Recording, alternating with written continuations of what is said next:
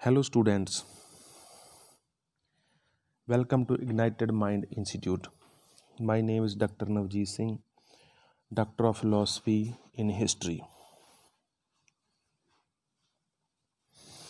ਅੱਜ ਆਪਾਂ ਹਿਸਟਰੀ ਨਾਲ ਰਿਲੇਟਡ ਆ ਜੋ ਫੇਸ ਹੈ ਮਾਡਰਨ ਹਿਸਟਰੀ, ਤਿੰਨ ਫੇਸਾਂ ਦੇ ਵਿੱਚ ਇਹਨੂੰ ਵੰਡਿਆ ਹੋਇਆ ancient India history, medieval history and modern history. ਅੱਜ ਆਪਾਂ ਮਾਡਰਨ ਹਿਸਟਰੀ ਦਾ ਫੇਸ ਹੈ ਜੋ ਸਟਾਰਟਿੰਗ ਫੇਸ ਹੈ ਉਸ ਨਾਲ ਰਿਲੇਟਡ ਜੋ ਕੁਛ ਫਸਟ ਟੌਪਿਕ ਹੈ ਉਹ ਡਿਸਕਸ ਕਰਾਂਗੇ। ਠੀਕ ਹੈ, ਉਹ ਟੌਪਿਕ ਆਪਣਾ ਹੈ ਐਡਵੈਂਟ ਆਫ ਯੂਰਪੀਅਨਸ ਇਨ ਇੰਡੀਆ, ਭਾਰਤ ਵਿੱਚ ਯੂਰਪੀਅਨਸ ਦਾ ਆਗਮਨ। ਠੀਕ ਹੈ, ਮੀਡੀਵਲ ਟਾਈਮ ਦੇ ਉੱਤੋਂ ਮੱਧ ਕਾਲ ਦੇ ਵਿੱਚ ਹੀ ਜਿਹੜੇ ਭਾਰਤ ਦੇ ਯੂਰਪ ਨਾਲ ਵਪਾਰਕ ਸੰਬੰਧ ਸੀ, ਇਹਨਾਂ ਦਾ ਆਦਾਨ ਪ੍ਰਦਾਨ ਆਪਸ ਦੇ ਵਿੱਚ ਚੱਲਦਾ ਰਹਿੰਦਾ ਸੀ। ਮੋਸਟਲੀ ਇਹ ਜੋ ਵਪਾਰ ਸੀ ਮਸਾਲੇ ਯਾਨੀ ਕਿ ਸਪੀਸਿਸ ਅਤੇ ਜਿਹੜੀਆਂ ਸੀ ਸਪਾਈਸਿਸ ਸੀਗੀਆਂ ਅਤੇ ਲਗਜ਼ਰੀ ਆਈਟਮ ਸੀ, ਵਿਲਾਸ ਦੀਆਂ ਵਸਤੂਆਂ ਸੀ, ਇਹਨਾਂ ਦਾ ਜੋ ਸੀ ਆਪਸ ਦੇ ਵਿੱਚ ਵਪਾਰ ਹੁੰਦਾ ਸੀ। ਠੀਕ ਹੈ, ਉਸ ਤੋਂ ਬਾਅਦ ਆਪਾਂ ਆਧੁਨਿਕ ਭਾਰਤ ਦੇ ਵਿੱਚ ਜੋ ਯੂਰਪੀਅਨ ਕੰਪਨੀਆਂ ਹੈਗੀਆਂ ਉਹ ਭਾਰਤ ਦੇ ਵਿੱਚ ਉਹਨਾਂ ਨੇ ਆਉਣਾ ਸ਼ੁਰੂ ਕੀਤਾ। ਠੀਕ ਹੈ, ਭਾਰਤ ਦੇ ਵਿੱਚ ਸਭ ਤੋਂ ਪਹਿਲਾਂ ਆਉਣ ਵਾਲੇ ਪੁਰਤਗਾਲੀ ਸੀ, ਫਿਰ ਡੱਚ, ਉਸ ਤੋਂ ਬਾਅਦ ਬ੍ਰਿਟਿਸ਼ਰਸ ਅਤੇ ਉਸ ਤੋਂ ਬਾਅਦ ਜਿਹੜੇ ਫਰੈਂਚ ਸੀ ਉਹ ਭਾਰਤ ਦੇ ਵਿੱਚ ਵਾਰੀ ਵਾਰੀ ਆਏ। ਠੀਕ ਹੈ, ਫਿਰ ਇਹਨਾਂ ਕੰਪਨੀਆਂ ਦਾ ਆਪਸ ਦੇ ਵਿੱਚ ਜੋ ਸੀਗਾ ਆਪਦੇ ਟਰੇਡ ਰਾਈਟਸ ਨੂੰ ਜਾਂ ਪੋਲੀਟੀਕਲ ਰਾਈਟਸ ਨੂੰ ਲੈ ਕੇ ਸੰਘਰਸ਼ ਹੋਇਆ।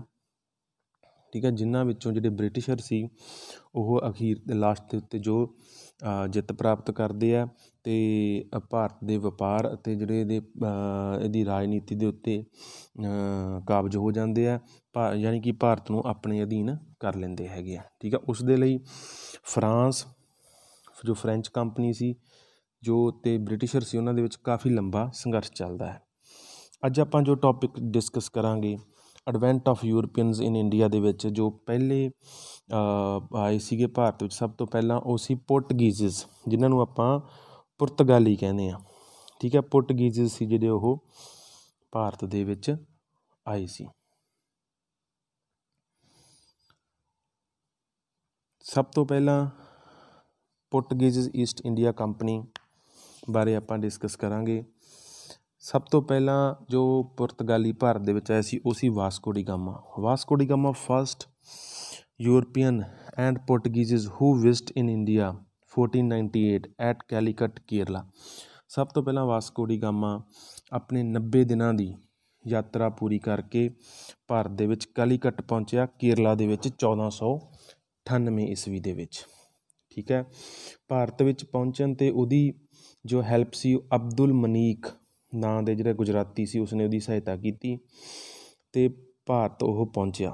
ਨੈਕਸਟ ਹੈ Vasco da Gama was welcomed by the Hindu ruler of Calicut Zamorin. ਉਸ ਸਮੇਂ ਇੱਥੇ ਜੋ ਜੈਮੋਰਿਨ ਨਾਂ ਦਾ ਹਿੰਦੂ ਰੂਲਰ ਸੀ ਕਾਲੀਕਟ ਦੇ ਵਿੱਚ ਰਾਜ ਕਰਦਾ ਸੀ, ਉਸਨੇ ਉਹਦਾ ਸਵਾਗਤ ਕੀਤਾ। ਠੀਕ ਹੈ, ਉਸਨੂੰ ਇੱਥੇ ਜਿਹੜਾ ਸੀਗਾ ਉਹ ਭਾਰਤ ਵਿੱਚ ਆਇਆ ਤਾਂ ਉਸਦਾ ਉਹਨੇ ਬਹੁਤ ਭਰਵਾਂ ਸਵਾਗਤ ਕੀਤਾ ਸੀ। ਠੀਕ ਹੈ, ਨੈਕਸਟ ਹੈ ਦਾ ਅਰਬ ਟਰੇਡਰਸ। ਠੀਕ ਹੈ, ਅਰਬ ਟਰੇਡਰ ਸੀ ਜਿਹੜਾ who had a good business on the Malabar coast were apprehensive and were not keen on the Portuguese getting the hold there. ਜਿਹੜੇ ਅਰਬ ਵਪਾਰੀ ਸੀ ਉਹ ਇੱਥੇ ਮਾਲਾਬਾਰ ਕੋਸਟ ਦੇ ਉੱਤੇ ਕੀ ਕਰਦੇ ਸੀ, ਆਪਦਾ ਬਿਜ਼ਨਸ ਸੀ, ਟਰੇਡ ਸੀ ਜਿਹੜਾ ਉਹ ਆਲਰੇਡੀ ਕਰ ਰਹੇ ਸੀਗੇ। ਤਾਂ ਜਦੋਂ ਵਾਸਕੋ ਡੀ ਗਾਮਾ ਇੱਥੇ ਆਇਆ ਤਾਂ ਉਹ ਨਹੀਂ ਚਾਹੁੰਦੇ ਸੀ ਵੀ ਪੁਰਤਗਾਲੀ ਇੱਥੇ ਆਪਦਾ ਜੋ ਹੋਲਡ ਹੈ ਬਣਾ ਸਕਣ, ਆਪਦਾ ਜੋ ਟਰੇਡ ਹੈ ਜਾਂ ਆਪਣਾ ਸੈੱਟ ਕਰ ਸਕਣ, ਇਸ ਲਈ ਉਹਨਾਂ ਨੇ ਪੁਰਤਗਾਲੀਆਂ ਦਾ ਵਿਰੋਧ ਕੀਤਾ। ਪਰ ਇਸ ਦੇ ਬਾਵਜੂਦ ਵੀ ਪੁਰਤਗਾਲੀ ਸੀ ਜਿਹੜਾ ਇੱਥੇ ਉਹ ਆਪਦਾ ਟਰੇਡ ਸੀ ਜੋ ਇਸਟੈਬਲਿਸ਼ ਕਰਨ ਦੇ ਵਿੱਚ ਸਕਸੈਸਫੁਲ ਹੋ ਸਕੇ। ਠੀਕ ਹੈ, ਨੈਕਸਟ ਹੈ Vasco da Gama earn 60% profit to the pepper trade. Vasco da Gama ਜਦੋਂ ਇੱਥੇ ਆਇਆ ਉਹਨੇ ਕੀ ਕੀਤਾ, ਕਾਲੀ ਮਿਰਚ ਦੇ ਵਪਾਰ ਤੋਂ ਇੱਥੇ 60% ਜੋ ਸੀ ਆਪਦਾ ਮੁਨਾਫਾ ਕਮਾਇਆ, 60% ਪ੍ਰੋਫਿਟ ਹੈ ਜਿਹੜਾ ਉਹ ਗੇਨ ਕੀਤਾ। ठीक है। तो इत्थे ਉਹ काफ़ी देर तक मतलब 3 महीनों तक इत्थे रहा। Vasco da Gama stayed in India 3 months. अगे आप देखते हैं 3 महीनों तक वो जिहड़ा इंडिया दे विच सी वास्को डी गामा वो इत्थे रहा।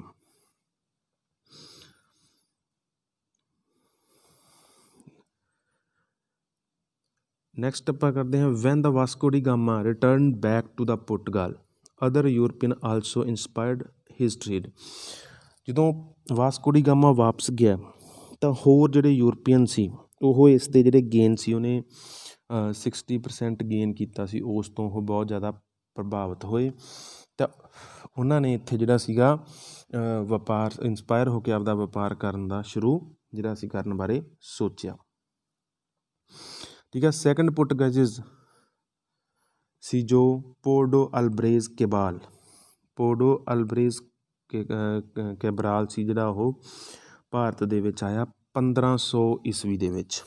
ਠੀਕ ਹੈ। 1500 ਈਸਵੀ ਦੇ ਵਿੱਚ ਜਿਹੜਾ ਸੈਕਿੰਡ ਪੁਰਤਗਾਲੀ ਸੀ ਉਹ ਵਾਸਕੋ ਡੀ ਗਾਮਾ ਤੋਂ ਬਾਅਦ ਜੋ ਇੱਥੇ ਆਇਆ ਹੈ। ਠੀਕ ਹੈ।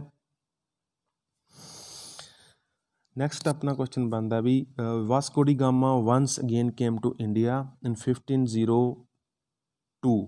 ਠੀਕ ਹੈ। 1502 ਵਿੱਚ ਵਾਸਕੋ ਡੀ ਗਾਮਾ ਸੀ ਜਿਹੜਾ ਉਹ ਦੁਬਾਰਾ ਭਾਰਤ ਆਇਆ। ਇਹ ਇੰਪੋਰਟੈਂਟ ਕੁਐਸਚਨ ਹੈਗਾ ਵੀ ਫਸਟ ਟਾਈਮ ਤਾਂ ਇਹ ਕਾਮਨ ਕੁਐਸਚਨ ਆ, ਸਭ ਨੂੰ ਪਤਾ ਲੱਗ ਜਾਂਦਾ, ਬਟ ਜੋ ਦੂਸਰੀ ਵਾਰ ਜੋ ਵਾਸਕੋ ਡੀ ਗਾਮਾ ਆਇਆ ਉਹ 1502 ਈਸਵੀ ਦੇ ਵਿੱਚ ਭਾਰਤ ਦੇ ਵਿੱਚ ਆਇਆ ਸੀਗਾ।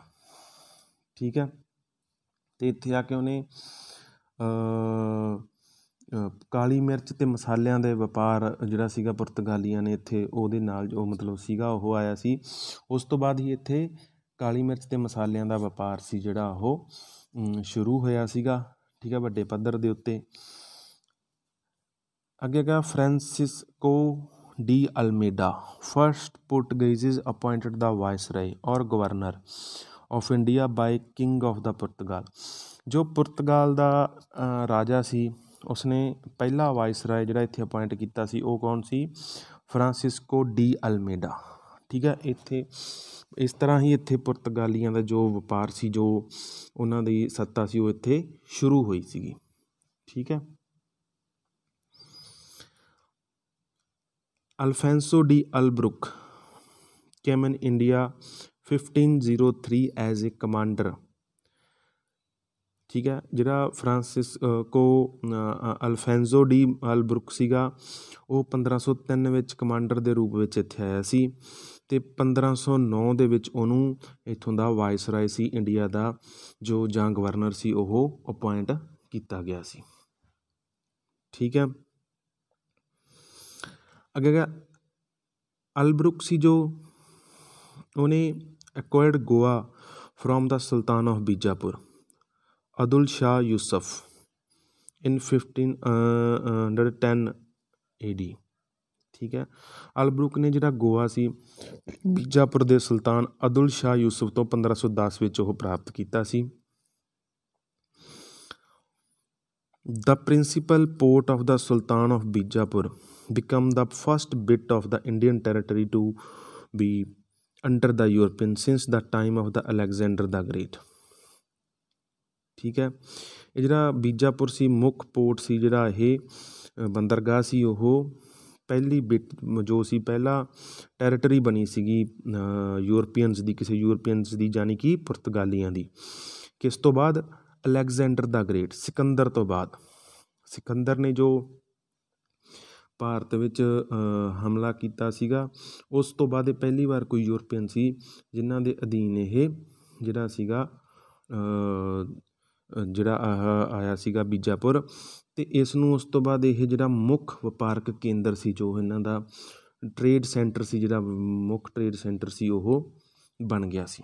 ਇਸ ਤੋਂ ਬਾਅਦ ਆਪਾਂ ਨੂੰ ਹੋਰ ਇਨਫੋਰਮੇਸ਼ਨ ਹੈ ਜੋ ਅਲਬਰੁਕ ਨੇ ਇੱਥੇ ਕੀ ਕੀਤਾ ਸੀ, ਪੁਰਤਗਾਲੀਆਂ ਦੀ ਗਿਣਤੀ ਵਧਾਉਣ ਦੇ ਵੱਲ, ਉਹਨਾਂ ਦੀ ਜਨਸੰਖਿਆ ਵਧਾਉਣ ਦੇ ਵੱਲ ਖਾਸ ਧਿਆਨ ਦਿੱਤਾ ਸੀ। ਉਸਨੇ ਇਸ ਲਈ ਪੁਰਤਗਾਲੀਆਂ ਨੂੰ ਭਾਰਤੀਆਂ ਨਾਲ ਵਿਆਹ ਸੰਬੰਧ ਬਣਾਉਣ ਲਈ ਉਤਸ਼ਾਹਿਤ ਕੀਤਾ ਤਾਂ ਕਿ ਇੱਥੇ ਪੁਰਤਗਾਲੀਆਂ ਦੀ ਜੋ ਸੀਗੀ ਗਿਣਤੀ ਸੀ ਉਸ ਨੂੰ ਵੱਧ ਤੋਂ ਵੱਧ ਵਧਾਇਆ ਜਾ ਸਕੇ। ਠੀਕ ਆ। ਉਸ ਤੋਂ ਬਾਅਦ ਇੱਕ ਹੋਰ ਵਾਇਸਰਾਏ ਸੀ, ਉਹ ਸੀ ਜੋਵਾ ਡੀ ਕੈਸਟਰੋ। ਠੀਕ ਹੈ। ਉਹਨੇ ਪੱਛਮੀ ਭਾਰਤ ਦੇ ਕੁਛ ਪ੍ਰਦੇਸ਼ ਸੀ ਚੌਲ, ਸਲਸਟ, ਬਸੀਨ ਅਤੇ ਬੰਬਈ, ਇਹਨਾਂ ਦੇ ਉੱਤੇ ਜਿਹੜਾ ਸੀ ਆਪਦਾ ਅਧਿਕਾਰ ਸੀ ਜਿਹੜਾ ਉਹ ਸਥਾਪਿਤ ਕਰ ਲਿਆ ਸੀ। ਕੀ ਵਾਇਸਰਾਏ ਦਾ ਕੀ ਨਾਂ ਸੀ? ਜੋਆ ਡੀ ਕੈਸਟਰੋ। ਨੋਟ ਕਰੋ, ਇਹਦੇ ਵਿੱਚ ਨਹੀਂ ਹੈਗਾ ਇਹ। ਜੋਆ ਡੀ ਕੈਸਟਰੋ ਪੱਛਮੀ ਭਾਰਤ ਦੇ ਚੌਲ, ਸਲਸਟ ਅਤੇ ਬਸੀਨ ਦੇ ਉੱਤੇ ਅਤੇ ਬੰਬਈ ਦੇ ਉੱਤੇ ਅਧਿਕਾਰ ਕੀਤਾ ਸੀ। ਠੀਕ ਹੈ। ਅਤੇ ਪੁਰਤਗਾਲੀਆਂ ਨੇ ਬੰਗਾਲ ਦੇ ਸ਼ਾਸਕ ਮਹਿਮੂਦ ਸ਼ਾਹ ਦੁਆਰਾ ਉਸ ਨੂੰ 1534 'ਚ ਪੁਰਤਗਾਲੀਆਂ ਨੂੰ ਚਟਗਾਂਵ ਅਤੇ ਸਤਗਾਂਵ ਦੇ ਵਿੱਚ ਫੈਕਟਰੀਆਂ ਖੋਲ੍ਹਣ ਦਾ ਜਿਹੜੀ ਸੀ ਪਰਮਿਸ਼ਨ ਸੀ, ਅਨੁਮਤੀ ਸੀ, ਉਹ ਦੇ ਦਿੱਤੀ ਸੀਗੀ। ਠੀਕ ਹੈ। ਬੰਗਾਲ ਦੇ ਸ਼ਾਸਕ ਮਹਿਮੂਦ ਸ਼ਾਹ ਨੇ 1534 ਵਿੱਚ ਬੰਗਾਲ ਦੇ ਚਟਗਾਂਵ ਵਿੱਚ ਅਤੇ ਸਤਗਾਂਵ ਵਿੱਚ ਸੀਗਾ ਜਿਹੜਾ ਫੈਕਟਰੀਆਂ ਖੋਲ੍ਹਣ ਦੀ ਜਿਹੜੀ ਸੀ ਇਜਾਜ਼ਤ ਸੀ ਉਹ ਦੇ ਦਿੱਤੀ ਸੀ। ਅਤੇ ਚਟਗਾਂਵ ਉਸ ਸਮੇਂ ਦੇ ਵਿੱਚ ਜਿਹੜੀ ਪੁਰਤਗਾਲੀਆਂ ਦੀ ਮੇਨ ਜਿਹੜੀ ਸੀ ਪੋਰਟ ਸੀ, ਮੁੱਖ ਬੰਦਰਗਾਹ ਜਿਹੜੀ ਉਹ ਮੰਨੀ ਜਾਂਦੀ ਸੀ। ਇਸ ਤੋਂ ਬਾਅਦ ਪੁਰਤਗਾਲੀਆਂ ਨੇ ਦੀਆਂ ਕੋਸ਼ਿਸ਼ਾਂ ਦੇ ਸਦਕੇ ਮੁਗਲ ਐਮਪਾਇਰ ਅਕਬਰ ਨੇ ਹੁਗਲੀ ਅਤੇ ਮੁਗਲ ਐਮਪਾਇਰ ਜੋ ਸੀ ਮੁਗਲ ਮਹਾਰਾਜਾ ਸੀ ਸ਼ਾਹਜਹਾਂ, ਉਹਨੇ ਬੰਦੇਲ ਦੇ ਵਿੱਚ ਕਾਰਖਾਨੇ ਸਥਾਪਿਤ ਕਰਨ ਦੀ ਜਿਹੜੀ ਸੀ ਉਹਨਾਂ ਨੂੰ ਇਜਾਜ਼ਤ ਸੀ ਉਹ ਦੇ ਦਿੱਤੀ ਸੀ। ਅਕਬਰ ਨੇ ਹੁਗਲੀ ਦੇ ਵਿੱਚ ਅਤੇ ਸ਼ਾਹਜਹਾਂ ਨੇ ਬੰਦੇਲ ਦੇ ਵਿੱਚ ਉਹਨਾਂ ਨੂੰ ਇਹ ਜਿਹੜੀ ਸੀਗੀ ਇਜਾਜ਼ਤ ਦੇ ਦਿੱਤੀ ਸੀ। ਇਸ ਤੋਂ ਬਾਅਦ ਜਿਹੜੇ ਪੁਰਤਗਾਲੀ ਸੀ ਉਹ ਹਿੰਦ ਮਹਾਸਾਗਰ ਦੇ ਵਿੱਚ ਵਪਾਰ ਦਾ ਇੱਕ ਅਧਿਕਾਰ ਲੈ ਲਿਆ ਸੀ। ਯਾਨੀ ਕਿ ਉਹ ਹੁਣ ਆਪਾਂ ਕਹਿ ਸਕਦੇ ਹਾਂ ਵੀ ਆਪਣੀ ਜੋ ਪੋਲੀਟੀਕਲ ਜੋ ਰਾਜਨੀਤਿਕ ਸੱਤਾ ਵੀ ਵਧਾਉਣਾ ਉਹਨਾਂ ਨੇ ਨਾਲ ਨਾਲ ਸ਼ੁਰੂ ਕਰਤਾ ਸੀਗਾ। ਠੀਕ ਹੈ। ਇੱਥੇ ਆਪਾਂ ਦੇਖਦੇ ਹਾਂ ਕਿ ਹਿੰਦ ਮਹਾਸਾਗਰ 'ਚੋਂ ਜੋ ਵੀ ਜਹਾਜ਼ ਸੀ ਜੋ ਗੁਜ਼ਰਦੇ ਸੀ ਉਹਨਾਂ ਤੋਂ ਕਰ ਲੈਣਾ ਸ਼ੁਰੂ ਕਰਤਾ ਸੀਗਾ। ਅਤੇ ਉਸ ਦੇ ਨਾਲ ਨਾਲ ਉਹਨਾਂ ਨੇ ਇੱਕ ਪ੍ਰਣਾਲੀ ਸ਼ੁਰੂ ਕੀਤੀ ਜਿਹਨੂੰ ਕਾਫਿਲਾ ਕਿਹਾ ਜਾਂਦਾ ਸੀ। ਉਸ ਦੇ ਅਧੀਨ ਉਹਨਾਂ ਨੇ ਜਿਹੜਾ ਸੀਗਾ ਛੋਟੇ ਜਹਾਜ਼ਾਂ ਤੋਂ ਸੰਰਖਣ ਪ੍ਰਦਾਨ ਕੀਤਾ ਵੀ ਉਹਨਾਂ ਦੇ ਜਹਾਜ਼ ਨੂੰ ਸੁਰੱਖਿਅਤ ਇੱਕ ਥਾਂ ਤੋਂ ਦੂਜੀ ਥਾਂ 'ਤੇ ਪਹੁੰਚਾਇਆ ਜਾਊ, ਪਰ ਉਹਦੇ ਬਦਲੇ ਉਹਨਾਂ ਨੇ ਉਹਨਾਂ ਤੋਂ ਕਰ ਲੈਣਾ ਸ਼ੁਰੂ ਕਰ ਦਿੱਤਾ ਸੀ। ਠੀਕ ਹੈ। ਉਸ ਤੋਂ ਬਾਅਦ 1632 ਦੇ ਵਿੱਚ 1632 ਦੇ ਵਿੱਚ ਸ਼ਾਹਜਹਾਂ ਨੇ ਜਿਹੜਾ ਹੁਗਲੀ ਸੀ ਉਹ ਪੁਰਤਗਾਲੀਆਂ ਤੋਂ ਵਾਪਸ ਲੈ ਲਿਆ ਸੀ। ਹੁਗਲੀ ਸੀ ਜਿਹੜਾ ਉਹ ਵਾਪਸ ਲੈ ਲਿਆ ਸੀ। ਠੀਕ ਹੈ। ਪੁਰਤਗਾਲੀ ਸੀ ਜੋ ਪੁਰਤਗੀਜ਼ ਜਾਂ ਪੁਰਤਗਾਲੀ ਸੀ ਜੋ ਉਹ ਮਾਲਾਬਾਰ ਅਤੇ ਕੋਂਕਣ ਤੱਟ ਤੋਂ ਸਭ ਤੋਂ ਵੱਧ ਕਾਲੀ ਮਿਰਚ ਦਾ ਵਪਾਰ ਕਰਦੇ ਸੀ। ਜੋ ਬਲੈਕ ਪੇਪਰ ਸੀ ਉਹ ਜਿਹਨੂੰ ਆਪਾਂ ਕਾਲੀ ਮਿਰਚ ਕਹਿ ਦਿੰਦੇ ਹਾਂ, ਉਹ ਸਭ ਤੋਂ ਜਿਹੜਾ ਮੇਨ ਆਰਟੀਕਲ ਸੀ, ਮੇਨ ਜੋ ਵਸਤੂ ਸੀ ਜਿਹਦਾ ਪੁਰਤਗਾਲੀ ਜਾਂ ਯੂਰਪੀਅਨ ਸੀ ਜੋ ਉਹ ਵਪਾਰ ਕਰਦੇ ਸੀ, ਮਸਾਲੇ ਅਤੇ ਕਾਲੀ ਮਿਰਚ। ਠੀਕ ਹੈ। ਮਸਾਲੇ ਅਤੇ ਕਾਲੀ ਮਿਰਚ ਜਿਹੜਾ ਮੇਨ ਇਹ ਸੀਗਾ ਉਹ ਵਸਤੂ ਸੀ ਜਿਹਦਾ ਉਹ ਵਪਾਰ ਕਰਦੇ ਸੀ। ਇਸ ਤੋਂ ਇਲਾਵਾ ਮਾਲਾਬਾਰ ਤੱਟ ਤੋਂ ਨੋਟ ਕਰ ਲਓ ਅਦਰਕ, ਦਾਲਚੀਨੀ, ਚੰਦਨ, ਹਲਦੀ ਅਤੇ ਨੀਲ ਦਾ ਵਪਾਰ ਹੁੰਦਾ ਸੀ। ਠੀਕ ਹੈ। ਅਦਰਕ, ਦਾਲਚੀਨੀ, ਚੰਦਨ, ਹਲਦੀ, ਨੀਲ, ਇਹਨਾਂ ਦਾ ਹੋਰ ਕਈ ਚੀਜ਼ਾਂ ਦਾ ਵਪਾਰ ਜਿਹੜਾ ਸੀ ਉਹ ਹੁੰਦਾ ਸੀ।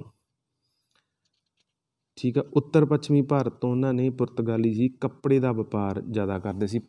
ਕੱਪੜਾ ਵਗੈਰਾ ਉਹ ਇੱਥੋਂ ਲੈ ਕੇ ਜਿਹੜਾ ਉਹ ਜਾਂਦੇ ਸੀਗੇ। ਠੀਕ ਹੈ। ਇਸ ਤਰ੍ਹਾਂ ਪੁਰਤਗਾਲੀਆਂ ਨੇ ਵਪਾਰ ਦੀਆਂ ਕਈ ਵਸਤੂਆਂ ਸੀ ਜਿਹੜਾ ਉਹ ਸ਼ੁਰੂ ਕਰਤਾ ਸੀ ਉਹਨਾਂ ਦਾ ਵਪਾਰ ਇੱਥੇ ਭਾਰਤ ਦੇ ਵਿੱਚ, ਅਤੇ ਜਿਸ ਤੋਂ ਕਿ ਉਹਨਾਂ ਨੂੰ ਬਹੁਤ ਜ਼ਿਆਦਾ ਪ੍ਰੋਫਿਟ ਹੋ ਰਿਹਾ ਸੀਗਾ। ਨੈਕਸਟ ਆ ਗਿਆ Portuguese had occupied some 60 miles of coast around the Goa. Goa ਦੇ ਨਾਲ ਆਲੇ ਦੁਆਲੇ ਉਹਨਾਂ ਨੇ ਕੀ ਕੀਤਾ, 60 ਮੀਲ ਦੇ ਵਿੱਚ ਜਿਹੜਾ ਸੀ ਉਹਦੇ ਨਾਲ ਜਿਹੜਾ ਸੀ ਆਕੂਪਾਈਡ ਕਰ ਲਿਆ ਸੀ, ਉੱਤੇ ਕਬਜ਼ਾ ਕਰ ਲਿਆ ਸੀ, ਉਸ ਨੂੰ ਆਪਣੇ ਅਧੀਨ ਕਰ ਲਿਆ ਸੀ। ਠੀਕ ਹੈ। ਨੈਕਸਟ ਆਪਾਂ ਦੇਖਦੇ ਹਾਂ Portuguese the first Europeans to come India were also the last to leave this land. ਪੁਰਤਗਾਲੀ ਸੀ ਜਿਹੜੇ ਉਹ ਸਭ ਤੋਂ ਪਹਿਲਾਂ ਭਾਰਤ ਦੇ ਵਿੱਚ ਆਏ। ਜਿਵੇਂ ਆਪਾਂ ਦੇਖਦੇ ਹਾਂ 1498 ਦੇ ਵਿੱਚ ਵਾਸਕੋ ਡੀ ਗਾਮਾ ਇੱਥੇ ਆਇਆ ਸੀ, ਅਤੇ ਲਾਸਟ ਸੀ ਜੋ ਭਾਰਤ ਨੂੰ ਜਾਂ ਭਾਰਤ ਇਸ ਧਰਤੀ ਨੂੰ ਜਾਂ ਭਾਰਤ ਨੂੰ ਛੱਡ ਕੇ ਗਏ ਸੀ। ਉਹ ਆਪਾਂ ਜਿਵੇਂ ਕਿ ਦੇਖਦੇ ਹਾਂ ਉਹਨਾਂ ਦਾ ਰਾਜ ਅਖੀਰ ਤੱਕ ਪੁਰਤਗਾਲੀਆਂ ਦਾ ਗੋਆ ਅਤੇ ਦਮਨ ਅਤੇ ਦਿਊ ਦੇ ਉੱਤੇ ਰਿਹਾ 1961 ਤੱਕ, 1961 ਤੱਕ 1961 ਈਸਵੀ ਤੱਕ ਉਹ ਇੱਥੇ ਉਹਨਾਂ ਦਾ ਰਾਜ ਰਿਹਾ, ਉਹਨਾਂ ਦੇ ਅਧੀਨ ਇਹ ਏਰੀਆ ਰਿਹਾ ਸੀ। Last East India Company to left India. ਦੇਖੋ ਲਾਸਟ ਈਸਟ ਇੰਡੀਆ ਕੰਪਨੀ ਸੀ ਜੋ ਭਾਰਤ ਨੂੰ ਛੱਡ ਕੇ ਉਹ ਗਈ ਸੀ। ਠੀਕ ਹੈ। ਨੈਕਸਟ ਸਟੂਡੈਂਟਸ ਨੈਕਸਟ ਆਪਾਂ ਕਰਦੇ ਹਾਂ ਪੁਰਤਗਾਲੀਜ਼ ਰਾਈਜ਼ ਐਂਡ ਫਾਲ। ਉਹਨਾਂ ਦਾ ਰਾਈਜ਼ ਅਤੇ ਜਿਹੜਾ ਫਾਲ ਸੀ ਉਹਨੂੰ ਆਪਾਂ ਡਿਸਕਸ ਕਰਦੇ ਹੈਗੇ ਹਾਂ। ਰਾਈਜ਼ ਕਿਵੇਂ ਹੋਇਆ, ਫਾਲ ਬਾਰੇ ਇੰਪੋਰਟੈਂਟ ਡੇਟਸ ਨੇ ਉਹ ਜਿਹੜੀਆਂ ਆਪਾਂ ਡਿਸਕਸ ਕਰਾਂਗੇ, ਕਿਹੜੀ ਕੀ ਘਟਨਾ ਘਟੀ। 1498 arrival of Vasco da Gama. ਠੀਕ ਹੈ, ਐਟ ਕਾਲੀਕਟ। ਵਾਸਕੋ ਡੀ ਗਾਮਾ ਕਾਲੀਕਟ ਦੇ ਵਿੱਚ ਸੀ ਜਿਹੜਾ 1498 ਦੇ ਵਿੱਚ ਆਪਾਂ ਦੇਖਦੇ ਹਾਂ ਵੀ ਉਹ ਇੱਥੇ ਆਇਆ ਸੀ, ਇੱਥੇ ਉਤਰਿਆ ਸੀ। ਨੈਕਸਟ ਹੈ 1503 1503 established first Portuguese fort at Cochin. Cochin ਦੇ ਵਿੱਚ ਪਹਿਲਾ ਕਿਲ੍ਹਾ ਉਹਨਾਂ ਨੇ ਇੱਥੇ ਬਣਾਇਆ ਸੀ, ਫਸਟ ਫੋਰਟ ਆਪਦਾ ਬਣਾਇਆ ਸੀ। ਕਿੱਥੇ ਬਣਾਇਆ ਸੀ? ਕੋਚੀਨ ਦੇ ਵਿੱਚ। ਇਹ ਵੀ ਕੁਐਸਚਨ ਆਉਂਦਾ ਹੈ। ਅਤੇ ਕਦੋਂ ਬਣਾਇਆ ਸੀ? 1503 ਦੇ ਵਿੱਚ, 1503 ਦੇ ਵਿੱਚ। ਅੱਗੇ 1505 1505 ਇਸਟੈਬਲਿਸ਼ਡ ਸੈਕਿੰਡ ਪੁਰਤਗੀਜ਼ ਫੋਰਟ ਐਟ ਕਨੌਰ। ਦੂਜਾ ਕਿਲ੍ਹਾ ਜਿਹੜਾ ਉਹਨੇ ਸਥਾਪਿਤ ਕੀਤਾ ਸੀ ਉਹ ਸੀ ਕਨੌਰ ਦਾ ਕਿਲ੍ਹਾ। 1505 ਈਸਵੀ ਦੇ ਵਿੱਚ ਉਹ ਕਿਲ੍ਹਾ ਸੀ ਜਿਹੜਾ ਇੱਥੇ ਇਹਨਾਂ ਨੇ ਪੁਰਤਗਾਲੀਆਂ ਨੇ ਜੋ ਕਿ ਸਥਾਪਿਤ ਕੀਤਾ ਸੀ। ਅੱਗੇ ਸਟੂਡੈਂਟਸ ਹੈ 1509 ਈਸਵੀ 1509। ਠੀਕ ਹੈ। Defeat of combined of Gujarat, Egypt and Zamorin by Portuguese governor Francisco Almeida. Francisco Almeida ਸੀ ਜੋ ਉਹਨੇ 1509 ਦੇ ਵਿੱਚ ਗੁਜਰਾਤ, ਇਜਿਪਟ, ਠੀਕ ਹੈ, ਅਤੇ ਜੈਮੋਰਿਨ ਜੋ ਆਪਾਂ ਪੜ੍ਹਿਆ ਹੈ ਪਹਿਲਾਂ, ਦੇਖਿਆ, ਸਟੱਡੀ ਕੀਤਾ ਵੀ ਜੈਮੋਰਿਨ ਨੇ ਉਹਦਾ ਸਵਾਗਤ ਕੀਤਾ ਸੀ ਅਤੇ ਉਹਨਾਂ ਦੀਆਂ ਕੰਬਾਈਨ ਫੋਰਸ ਨੂੰ ਜਿਹੜਾ ਸੀ ਇੱਥੇ ਉਹ ਹਰਾਇਆ ਸੀਗਾ। ਅਤੇ ਹਰਾ ਕੇ ਆਪਦੇ ਜਿਹੜੇ ਸੀ ਵਪਾਰਕ ਜਿਹੜੇ ਸੀ ਉਹ ਵਪਾਰ ਨੂੰ ਸਟਰੋਂਗ ਕੀਤਾ। ਵਪਾਰ ਨੂੰ ਸਟਰੋਂਗ ਨਾਲ ਉਹਨਾਂ ਨੇ ਆਪਦੇ ਪੋਲੀਟੀਕਲ ਗੇਨ ਵੀ ਇੱਥੇ ਪ੍ਰਾਪਤ ਕੀਤੇ। 1510 Alfonso Portuguese governor capture Goa from Bijapur. 1510 ਦੇ ਵਿੱਚ ਆਪਾਂ ਅੱਗੇ ਸਟੱਡੀ ਕਰ ਚੁੱਕੇ ਹਾਂ। 1510 ਦੇ ਵਿੱਚ ਉਹਨਾਂ ਨੇ ਬੀਜਾਪੁਰ ਜਿਹੜਾ ਸੀ ਗੋਆ ਸੀ ਜਿਹੜਾ ਬੀਜਾਪੁਰ ਤੋਂ ਉਹ ਲਿਆ ਸੀਗਾ। ਠੀਕ ਹੈ, 1510 ਦੇ ਵਿੱਚ। 1513 ਠੀਕ ਹੈ, declaration of Goa as a Portuguese capital. 1530 ਦੇ ਵਿੱਚ ਉਹਨਾਂ ਨੇ ਗੋਆ ਨੂੰ ਪੁਰਤਗਾਲੀਆਂ ਦੀ ਜੋ ਸੀ ਰਾਜਧਾਨੀ ਜਿਹੜੀ ਸੀ ਉਹ ਘੋਸ਼ਿਤ ਕਰਤਾ ਸੀ ਵੀ ਜੋ ਗੋਆ ਹੈ ਉਹਨਾਂ ਦੀ ਰਾਜਧਾਨੀ ਸੀ। ਠੀਕ ਹੈ। 1535 ਸਬਜੂਗੇਸ਼ਨ ਆਫ ਦਿਊ। 1535 ਦੇ ਵਿੱਚ ਉਹਨਾਂ ਨੇ ਦਿਊ ਦੇ ਉੱਤੇ ਅਧਿਕਾਰ ਜਿਹੜਾ ਸੀ ਉਹ ਕਰ ਲਿਆ ਸੀਗਾ। ਠੀਕ ਹੈ, ਉਸ ਨੂੰ ਵੀ ਆਪਣੇ ਅਧੀਨ ਦੇ ਕਰ ਲਿਆ ਸੀ। 1559 1559 ਦੇ ਵਿੱਚ ਪੁਰਤਗੀਜ਼ ਕੈਪਚਰ ਦਮਨ ਦੇ ਉੱਤੇ ਉਹਨਾਂ ਨੇ ਕਬਜ਼ਾ ਕਰ ਲਿਆ ਸੀ, ਉਹਨੂੰ ਦਮਨ ਨੂੰ ਆਪਣੇ ਅਧੀਨ ਕਰ ਲਿਆ ਸੀ। 1596 1596 ouster of Portuguese by the Dutch from South East Asia. 1596 ਵਿੱਚ ਜਿਹੜੇ ਡੱਚ ਸੀ ਉਹਨਾਂ ਨੇ ਪੁਰਤਗਾਲੀਆਂ ਨੂੰ ਜਿਹੜਾ ਸੀ ਸਾਊਥ ਈਸਟ ਏਸ਼ੀਆ ਤੋਂ ਬਾਹਰ ਕੱਢਤਾ ਸੀ। ਠੀਕ ਹੈ। ਅੱਗੇ 1612 1612 loss of Surat to the English. ਜਿਹੜਾ ਸੂਰਤ ਸੀ ਉਹ ਅੰਗਰੇਜ਼ ਉਹਨਾਂ ਤੋਂ ਜਿੱਤ ਗਏ ਸੀ। ਅੰਗਰੇਜ਼ਾਂ ਨੇ ਉੱਥੇ ਆਪਦੀ ਬਸਤੀ ਬਣਾ ਲਈ ਸੀ, ਆਪਦਾ ਕਿਲ੍ਹਾ ਬਣਾ ਲਿਆ ਸੀ ਸੂਰਤ ਦੇ ਵਿੱਚ। ਠੀਕ ਹੈ। ਅਤੇ 1600 ਦੇ ਵਿੱਚ ਆਪਾਂ ਦੇਖਦੇ ਹਾਂ 1600 ਦੇ ਵਿੱਚ ਬ੍ਰਿਟਿਸ਼ ਈਸਟ ਇੰਡੀਆ ਕੰਪਨੀ ਦਾ ਜਨਮ ਹੁੰਦਾ ਅਤੇ ਉਸ ਤੋਂ ਬਾਅਦ ਉਹ ਇੱਥੇ ਭਾਰਤ ਦੇ ਵਿੱਚ ਆਉਂਦੇ ਨੇ। ਅਤੇ 1612 ਇਸ ਵਿੱਚ ਸੂਰਤ ਸੀ ਜਿਹੜਾ ਪੁਰਤਗਾਲੀਆਂ ਤੋਂ ਉਹ ਉੱਤੇ ਕਬਜ਼ਾ ਕਰ ਲੈਂਦੇ ਨੇ, ਆਪਣੇ ਅਧੀਨ ਉਹਨੂੰ ਕਰ ਲੈਂਦੇ ਹਨ। ਅਤੇ ਹੌਲੀ ਹੌਲੀ ਜਿਹੜੇ ਬ੍ਰਿਟਿਸ਼ਰ ਨੇ ਉਹ ਆਲ ਓਵਰ ਜਿਹੜਾ ਇੰਡੀਆ ਦੇ ਉੱਤੇ ਕਾਬਜ਼ ਹੋ ਜਾਂਦੇ ਨੇ। ਸਾਰੀਆਂ ਜਿਹੜੀਆਂ ਕੰਪਨੀਆਂ ਹੁੰਦੀਆਂ, ਚਾਹੇ ਉਹ ਪੁਰਤਗਾਲੀ ਹੈ, ਚਾਹੇ ਉਹ ਡੱਚ ਹੈ, ਚਾਹੇ ਉਹ ਫਰੈਂਚ ਹੈ, ਇਹਨਾਂ ਨੂੰ ਹਰਾ ਕੇ ਭਾਰਤ ਦੇ ਉੱਤੇ ਆਪਣਾ ਕਬਜ਼ਾ ਜਮਾ ਲੈਂਦੇ ਨੇ, ਭਾਰਤ ਨੂੰ ਆਪਣੇ ਅਧੀਨ ਕਰ ਲੈਂਦੇ ਨੇ। ਅੱਗੇ ਹੈਗਾ 1663 1663 the Dutch win all Portuguese fort on Malabar coast to oust the Portuguese from India. 1663 ਦੇ ਵਿੱਚ ਜਿਹੜੇ ਡੱਚ ਹੈਗੇ ਆ ਪੁਰਤਗਾਲੀਆਂ ਤੋਂ ਸਾਰੇ ਜਿਹੜੇ ਕਿਲੇ ਆ ਮਾਲਾਬਾਰ ਕੋਸਟ 'ਤੇ ਉਹਨਾਂ ਨੂੰ ਜਿੱਤ ਲੈਂਦੇ ਆ, ਉਹਨਾਂ ਨੂੰ ਆਪਣੇ ਅਧੀਨ ਕਰ ਲੈਂਦੇ ਆ ਅਤੇ ਪੁਰਤਗਾਲੀਆਂ ਨੂੰ ਦੇਸ਼ ਦੇ ਵਿੱਚੋਂ, ਇੰਡੀਆ ਦੇ ਵਿੱਚੋਂ ਬਾਹਰ ਕੱਢ ਦਿੰਦੇ ਆ। 1663 ਵਿੱਚ ਇਹ ਘਟਨਾ ਘਟਦੀ ਹੈ ਕਿ ਉਹਨਾਂ ਨੂੰ ਬਾਹਰ ਕੱਢ ਦਿੰਦੇ ਆ। ਪਰ ਫਿਰ ਵੀ ਆਪਾਂ ਦੇਖਦੇ ਹਾਂ ਕਿ ਲਾਸਟ ਵਿੱਚ ਜੋ ਭਾਰਤ ਹੈ ਉਹਨੂੰ ਜੋ ਛੱਡ ਕੇ ਜਾਂਦੇ ਹੈਗੇ ਆ, ਉਹ ਲਾਸਟ ਦੇ ਵਿੱਚ ਕੌਣ ਹੁੰਦੇ ਆ? ਪੁਰਤਗਾਲੀ। 1961 ਦੇ ਵਿੱਚ ਗੋਆ, ਦਮਨ ਅਤੇ ਦਿਊ ਦੇ ਉੱਤੇ ਉਹਨਾਂ ਦਾ ਜਿਹੜਾ ਅਧਿਕਾਰ ਆ ਉਹ ਐਂਡ ਤੱਕ ਰਹਿੰਦਾ ਹੈ। ਠੀਕ ਹੈ, ਇਸ ਤਰ੍ਹਾਂ ਆਪਾਂ ਦੇਖਦੇ ਹਾਂ ਕਿ ਪੁਰਤਗਾਲੀਆਂ ਨਾਲ ਰਿਲੇਟਡ ਆਪਾਂ ਜੋ ਸਟੱਡੀ ਕੀਤਾ ਹੈ, ਪਹਿਲਾਂ ਭਾਰਤ ਕੌਣ ਆਇਆ ਹੈਗਾ, ਉਸ ਤੋਂ ਬਾਅਦ ਉਹਨਾਂ ਨੇ ਕਿਵੇਂ ਹੌਲੀ ਹੌਲੀ ਇੱਕ ਅਧਿਕਾਰ ਇੱਥੇ ਜਮਾਇਆ ਹੈਗਾ। ਠੀਕ ਹੈ, ਹੌਲੀ ਹੌਲੀ ਆਪਣੇ ਵਪਾਰ ਨੂੰ ਉਤਸ਼ਾਹਿਤ ਕੀਤਾ ਅਤੇ ਕਿਵੇਂ ਹੌਲੀ ਹੌਲੀ ਉਹ ਡੱਚ ਅਤੇ ਜਿਹੜੀਆਂ ਬ੍ਰਿਟਿਸ਼ ਕੰਪਨੀਆਂ ਹੁੰਦੀਆਂ ਉਹਨਾਂ ਨੂੰ ਉਹ ਹਾਰ ਜਾਂਦੇ ਆ। ਠੀਕ ਹੈ, ਇਸ ਤੋਂ ਬਾਅਦ ਹੋਰ ਕੁਛ ਜਿਹੜੇ ਪੁਰਤਗਾਲੀਆਂ ਦੀਆਂ ਆਪਾਂ ਦੇਖਦੇ ਹਾਂ ਅਚੀਵਮੈਂਟ ਸੀਗੀਆਂ, ਉਹ ਕੀ ਸੀ? ਪੁਰਤਗਾਲੀਆਂ ਨੇ ਭਾਰਤ ਵਿੱਚ ਆਉਣ ਨਾਲ ਭਾਰਤ 'ਚ ਤੰਬਾਕੂ ਦੀ ਖੇਤੀ ਸ਼ੁਰੂ ਹੋਈ, ਜਹਾਜ਼ ਨਿਰਮਾਣ, ਠੀਕ ਹੈ, ਸ਼ਿਪ ਬਣਨੇ ਸ਼ੁਰੂ ਹੋਏ ਅਤੇ ਪ੍ਰਿੰਟਿੰਗ ਪ੍ਰੈਸ ਦੀ ਸ਼ੁਰੂਆਤ ਸੀ ਜਿਹੜੀ ਕਿਹਨਾਂ ਨੇ ਕੀਤੀ ਸੀ? ਪੁਰਤਗਾਲੀਆਂ ਨੇ ਹੀ ਇੱਥੇ ਕੀਤੀ ਸੀ। ਠੀਕ ਹੈ, 1556 ਦੇ ਵਿੱਚ Portuguese established first printing press in India. 1556 ਈਸਵੀ ਦੇ ਵਿੱਚ ਜਿਹੜੇ ਪੁਰਤਗਾਲੀ ਨੇ ਉਹ ਪਹਿਲੀ ਪ੍ਰਿੰਟਿੰਗ ਪ੍ਰੈਸ ਹੈ ਜਿਹੜੀ ਉਹ ਭਾਰਤ ਦੇ ਵਿੱਚ ਜਿਹੜੀ ਸੀਗੀ ਉਹ ਇਸਟੈਬਲਿਸ਼ ਕਰਦੇ ਆ, ਇੱਥੇ ਲਾਉਂਦੇ ਨੇ। ਠੀਕ ਹੈ, ਅਤੇ ਇਸ ਤਰ੍ਹਾਂ ਇਹ ਕੁਛ ਜੋ ਉਹਨਾਂ ਨੇ ਆਪਦਾ ਇੱਥੇ ਕਾਰਗੁਜ਼ਾਰੀ ਕੀਤੀ ਸੀ ਉਹ ਆਪਾਂ ਇਹਦੇ ਵਿੱਚ ਡਿਸਕਸ ਕੀਤੀ ਹੈ। ਅਤੇ ਨੈਕਸਟ ਲੈਕਚਰ ਦੇ ਵਿੱਚ ਆਪਾਂ ਜੋ ਡੱਚ ਇੱਥੇ ਆਏ, ਜੋ ਬ੍ਰਿਟਿਸ਼ਰਸ ਇੱਥੇ ਆਏ, ਇਸ ਤੋਂ ਇਲਾਵਾ ਫਰੈਂਚ ਜੋ ਇੱਥੇ ਆਏ, ਉਸ ਤੋਂ ਬਾਅਦ ਉਹਨਾਂ ਦਾ ਜੋ ਸੰਘਰਸ਼ ਚੱਲਿਆ, ਜੋ ਉਹਨਾਂ ਦਾ ਆਪਸ ਦੇ ਵਿੱਚ ਕਨਫਲਿਕਟ ਹੋਏ, ਉਹਨੂੰ ਆਪਾਂ ਡਿਸਕਸ ਕਰਾਂਗੇ। ਇਹ ਆਪਾਂ ਜੋ ਜਾਣਕਾਰੀ ਹੈਗੀ ਹੈ ਇਹ ਪੁਰਤਗਾਲੀਆਂ ਨਾਲ ਸੰਬੰਧਿਤ ਜੋ ਆਪਣੇ ਕਲਾਸ ਹੈ ਉਹਦੇ ਵਿੱਚ ਸਟੱਡੀ ਆਪਾਂ ਕੀਤੀ ਹੈਗੀ ਆ। ਠੀਕ ਹੈ, ਇਗਨਾਈਟਡ ਮਾਈਂਡ ਇੰਸਟੀਚਿਊਟ ਦੇ ਨਾਲ ਜੇ ਤੁਸੀਂ ਇਹਦੀ ਐਪ ਇੰਸਟਾਲ ਕਰਨਾ ਚਾਹੁੰਦੇ ਆ ਤਾਂ ਉਹਦਾ ਨਾਂ ਹੈ ਇਗਨਾਈਟਡ ਮਾਈਂਡ ਇੰਸਟੀਚਿਊਟ। ਠੀਕ ਹੈ, ਐਂਡਰੋਇਡ ਫੋਨ ਦੇ ਉੱਤੇ ਐਪਲੀਕੇਸ਼ਨ ਜਿਹੜੀ ਇੰਸਟਾਲ ਕਰਨੀ ਹੈਗੀ ਆ iOS ਜਾਂ ਆਈਫੋਨ ਦੇ ਉੱਤੇ, ਉਹ ਹੈਗੀ ਹੈ ਕਲਾਸ ਪਲੱਸ, ਜਿਹਦੇ ਉੱਤੇ ਤੁਹਾਨੂੰ ਸਟੱਡੀ ਮਟੀਰੀਅਲ, ਠੀਕ ਹੈ, ਇਸ ਤੋਂ ਇਲਾਵਾ ਕਲਾਸਿਸ ਜੋ ਆਪਣੀਆਂ ਕਲਾਸਿਸ ਨੇ ਉਹ ਮਿਲ ਜਾਣਗੀਆਂ। ਠੀਕ ਹੈ, ਅਤੇ ਜੇ ਆਪਾਂ ਇਹਦਾ ਜੋ ਕਲਾਸ ਪਲੱਸ ਦੇ ਉੱਤੇ ਜੋ ਆਪਣਾ ਕੋਡ ਹੈ, ਔਰਗਨਾਈਜੇਸ਼ਨ ਕੋਡ ਹੈ, ਉਹ ਹੈਗਾ NKFTG। ਠੀਕ ਹੈ, ਇਸ ਤਰ੍ਹਾਂ ਆਪਣੀ ਇਹ ਪੁਰਤਗਾਲੀਆਂ ਦੀ ਕਲਾਸ ਜੋ ਫਿਨਿਸ਼ ਹੁੰਦੀ ਹੈ ਰਾਜੇ। Thank you.